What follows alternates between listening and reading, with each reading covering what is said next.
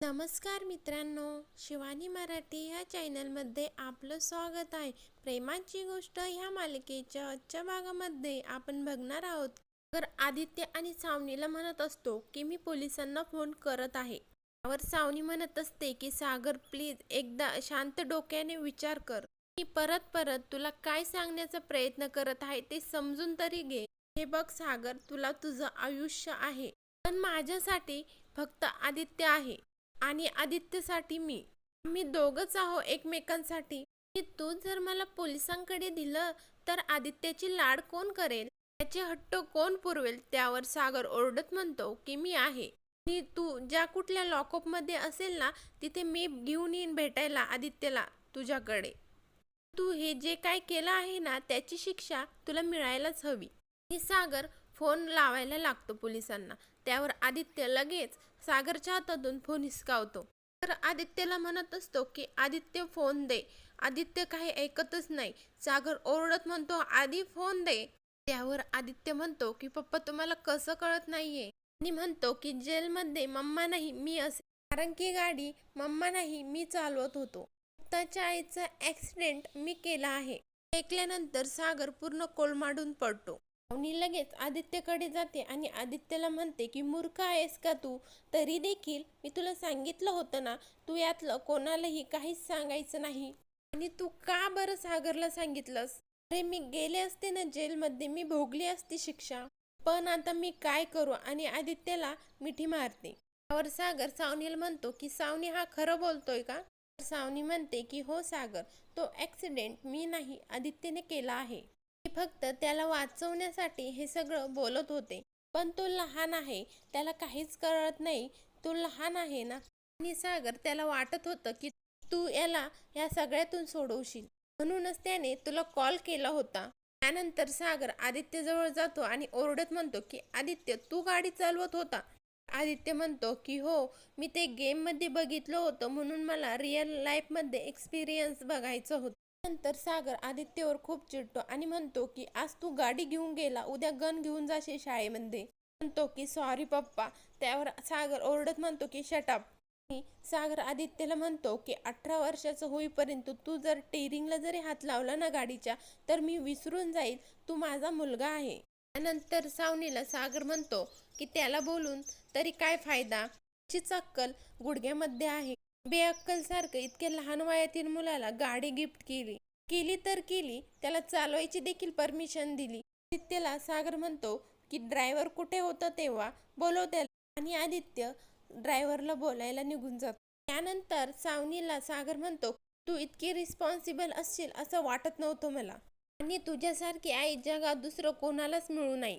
त्यानंतर ड्रायव्हर येतो. त्यानंतर ड्रायव्हरला सागर म्हणतो की गाडी चालवणं कोणाचं काम आहे? त्यावर ड्रायव्हर म्हणतो की माझं. आणि सागर त्याच्या जोरात कानाखाली वाजवतो. म्हणतो की लहान मुलगा हट्ट करतो म्हणून तुम्ही त्याच्या हातामध्ये गाडी दिली. कायदा नियम कसली भीती वाटत नाही का? तो एक बेअक्कल आहे, तुम्हाला तर आहे ना अक्कल. म्हणतो की एवढ्या लहान मुलाच्या हातामध्ये गाडी देणं कायद्याने गुन्हा आहे. टाकू का आता तुम्हाला जेलमध्ये? त्या बाई जीवानिशी गेल्या असत्या. त्यांना जर काही झालं असतं ना, तुम्हा सगळ्यांना आतमध्ये टाकलं असतं. त्यानंतर ड्रायव्हर सॉरी म्हणतो आणि तिथून निघून जातो. त्यानंतर सागरला आदित्य मिठी मारतो आणि म्हणतो की पप्पा सॉरी पप्पा, माझं खरंच चुकलं, मला एक चान्स द्या ना. सागर त्याला बाजूला सरकवतो आणि साईडला जाऊन उभा राहतो. त्यावर आदित्य म्हणतो की पप्पा प्लीज माझं ऐका ना, मला जेलमध्ये नाही जायचं आहे. तेवढ्यात हर्षवर्धन येतो आणि दरवाजामध्ये उभा राहून हे सगळं बघत असतो. आदित्य म्हणत असतो की पप्पा मला भीती वाटते, मला जेलमध्ये नाही जायचं, मला प्लीज वाचवा. नंतर आदित्यला सागर मिठी मारतो. पावनी देखील आदित्य जवळ जाते. आदित्यच्या डोक्याला डोकं लावून उभं राहते. हे सगळं हर्षवर्धन बघत असतो. हर्षवर्धन पुढे येतो टाळ्या वाजवत आणि म्हणतो की काय चाललं आहे हे सगळं? माले सावनी फॅमिली रियुनियन. काय सावनी, म्हणजे मी घरी नसल्यानंतर तुझे हे धंदे चालतात तर? सागर हर्षवर्धनला म्हणतो की बास, तू जर एक शब्द जरी काढला ना, इथल्या इथे तुझं तोंड फोडून काढेल. त्यानंतर सागर आदित्यला म्हणतो की आधी काळजी करू नकोस, मी आहे. सागर तिथून निघायला लागतो. आदित्य पुन्हा त्याला अडवतो. त्यावर सागर म्हणतो की तुला एकदा सांगितलं ना, तुझे पप्पा असेपर्यंत तुला काहीच होणार नाही, आणि तिथून निघून जातो. दुसरीकडे इंद्रा मुक्ताला बोलत असते आणि म्हणते की येऊन दे सागरला, मी बोलते त्याच्याशी. तुझं तो ऐकतो म्हणजे तू आमच्या डोक्यावरच बसायला लागली. आणि मुक्ता म्हणते की हे बघा, मी देखील सागरचीच वाट बघत आहे. एकदा ते आले ना, हे सगळं क्लिअर होईल. तेवढेच सागर येतो. मुक्ता लगेच सागर जवळ जाते आणि म्हणते की सागर, बरं झालं तुम्ही आला आणि तुम्हीच खरं काय आहे ते सांगा. माझ्यावर विश्वासच ठेवत नाहीये. आणि मुक्ता म्हणते की त्यांना सांगा की हा कार्तिकने ॲक्सिडेंट केला होता. त्यावर मुक्ताला सागर म्हणतो की सॉरी मुक्ता, माझीच चूक झाली. पूर्ण माहिती मिळायच्या आधी मी तुम्हाला सांगितलं. माझा गैरसमज झाला. दुसरीकडे हर्षवर्धन आदित्यकडे बघत असतो. सावनी आदित्यला रूममध्ये पाठवून देते. नंतर हर्षवर्धन सावनीला म्हणतो की कमाल सावनी, तुला मानलं पाहिजे. तू इतकी चलाक निघशील मला वाटलं नव्हतं. तू या सगळ्या नाटकामध्ये तुझ्या मुलाला देखील सामील करून घेतलंस. त्याला सुद्धा सोडलं नाही. त्यावर हर्षवर्धनला सावनी म्हणते की तसं काही नाहीये हर्ष. मला एकच कळत नाही की माझं आदित्यवरती प्रेम आहे हे जगाला का कळत नाही. माझं त्याच्यावर खूप प्रेम आहे, जीव आहे तो माझा आणि त्याला वाचवण्यासाठी मी काही एक करू शकते. एका वाघिणीसारखी मी त्याच्या आसपास फिरत राहू शकते. पण तुला मी एक खरं सांगू का, जेव्हा मला कळालं होतं ना आदित्यकडून ॲक्सिडेंट झाला, तेव्हा मी खरंच खूप घाबरले होते. हा, पण जेव्हा मला कळलं की ती मुक्ताची आई होती, तेव्हा माझ्यातली चिप सावनी जागी झाली. आणि मला कळून चुकलं होतं की सागर ह्या सगळ्याचा पाठपुरावा करेल आणि गुन्हेगाराला शोधून काढेल. आणि जेव्हा त्याला कळेल ना आदित्यनेच हा गुन्हा केला आहे, तर तेव्हा तो सागर नक्कीच आदित्यला वाचवायला जाणार. मग जेव्हा मुक्ताला हे सगळं कळेल ना, तिच्या आईचा गुन्हेगार आदित्य आहे आणि त्याला सागरने पाठीशी घातलं, तेव्हा ही मुक्ता सागरला ठेचणार. सगळं माझ्या मनात आधीच आलं होतं आणि अगदी आता तसंच घडत आहे. आणि आता खरी मज्जा येणार आहे. जेव्हा हे सगळं मुक्ताला कळेल ना, तेव्हा तिला कळेल प्रेम, नातं, बॉन्डिंग हे सगळं खोटं असतं. दुसरीकडे सागर इंद्रा आणि स्वातीला म्हणत असतो की त्यांची यात काही एक चूक नाहीये. त्यांना घाई गडबडीमध्ये कार्तिकचं नाव सांगितलं, तेव्हा त्या तुम्हाला येऊन म्हटल्या. त्यानंतर स्वाती आणि इंद्रा तिथून निघून जातात. त्यानंतर सागर मुक्ताला म्हणतो की आय एम सॉरी मुक्ता, माझ्यामुळे तुम्हाला खूप काही सहन करावं लागलं. त्यावर मुक्ता म्हणते की नाही, इट्स ओके, होऊ शकतो गैरसमज, पण आपण शोधून काढू त्या गुन्हेगाराला. तुम्ही शोधताल ना, माझा विश्वास आहे तुमच्यावरती. सागर मुक्ताला म्हणतो की मला तुम्हाला काहीतरी सांगायचं होतं.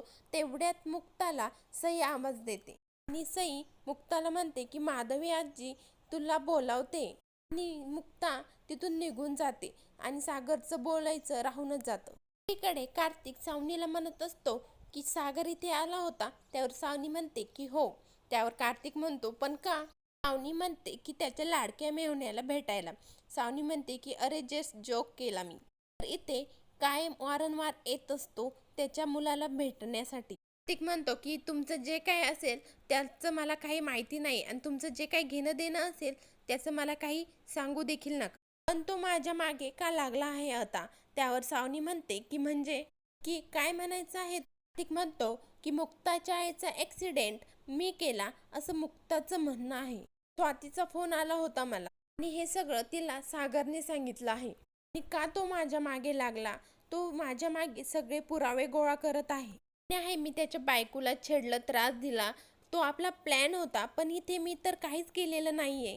पण का आता तो माझ्या मागे लागला? त्यावर सावनी म्हणते की एक मिनिट, जस्ट रिलॅक्स. म्हणते की ते मॅटर मी हँडल केलं आहे. आता सागर तुला परत काही विचारणार नाही, त्यामुळे तू रिलॅक्स राहा. तिकडे सागर बिल्डिंगच्या खाली आलेला असतो आणि एकटाच विचार करत असतो आणि म्हणत असतो की आधी तू हे काय करून ठेवलं, आता हे कसं सावरू मी हे सगळं? त्याला सांगू की नको? घेतील का समजून? आणि त्यांच्या आईने मला मुलगा मानला, मुक्ताने माझ्यावर एवढा विश्वास ठेवला आणि मी हे सगळं कसं लपवू त्यांच्यापासून? नंतर मुक्ता देखील बिल्डिंगच्या खाली आलेली असते आणि सागर जवळ जाऊन बसते आणि मुक्ता सागरला सागर असं म्हणते आणि त्यानंतर सागर मुक्ताकडे बघतो. म्हणतो की मुक्ता, मला तुम्हाला काहीतरी सांगायचं आहे. मुक्ता म्हणते की मला माहिती आहे तुम्हाला काय सांगायचं ते. सागर म्हणतो की काय? त्यावर मुक्ता म्हणते की तुम्ही आईच्या गुन्हेगाराला शोधू शकला नाही याचं वाईट वाटतंय ना तुम्हाला? मुक्ता म्हणते की सागर जाऊ द्यात, सापडेल तो एक दिवस आपल्याला नक्की. पण तुम्ही इतकं नका वाईट वाटून घेऊ, मला तर तुमचीच काळजी वाटते.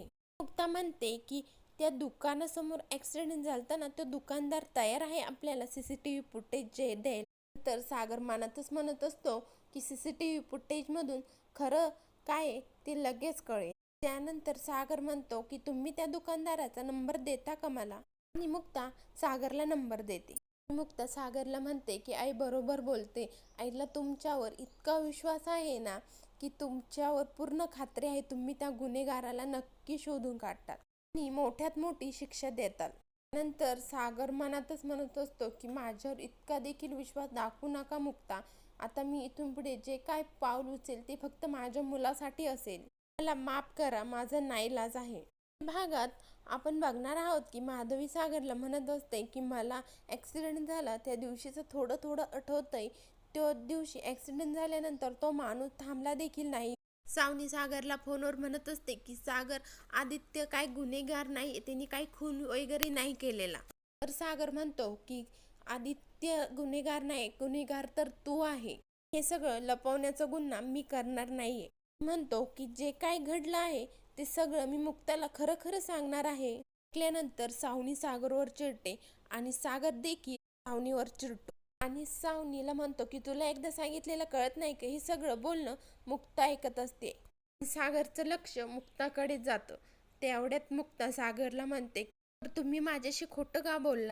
बघूयात पुढील भागामध्ये काय ट्विस्ट येणार आहे. पुढील भागाच्या डेली अपडेट पाहण्यासाठी शिवानी मराठी चॅनलला सबस्क्राईब करा, लाईक करा. धन्यवाद.